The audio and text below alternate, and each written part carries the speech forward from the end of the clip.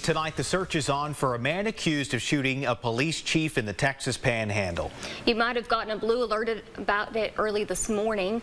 33-year-old Seth Altman stands accused of shooting Memphis Police Chief Rex Plant late last night when the chief and another officer were serving a warrant for burglary. He allegedly opened fire, then ran off. The chief was rushed to the hospital, and the incident sparked a blue alert. As KLTV 7's Lauren Tier reports, the alerts are activated to help find people who have been hurt or killed law enforcement officers. Even though blue alerts have been around in Texas for 16 years, many woke up this morning confused by the loud alert coming from their phones. It looked like this.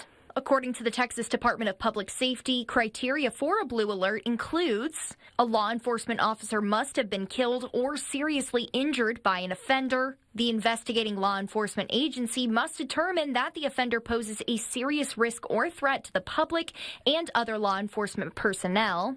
A detailed description of the offender's vehicle tag, or partial tag must be available for broadcast to the public. And the investigating law enforcement agency of jurisdiction must recommend activation of the blue alert to DPS. For those of us in East Texas who live hours away from the incident reported in Hall County this morning, you might be wondering why the alert still sounded here.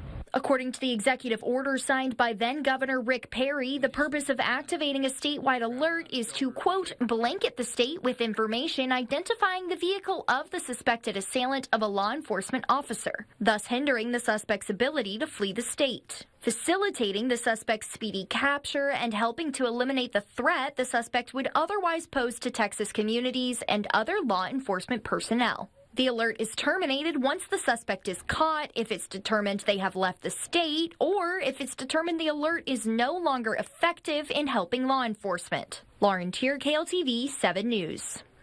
Now, according to the Federal Communications Commission, some wireless carriers may allow customers to disable or mute statewide emergency alerts, including these blue alerts. But this does not apply to every carrier, and we're told no one can block those national alerts.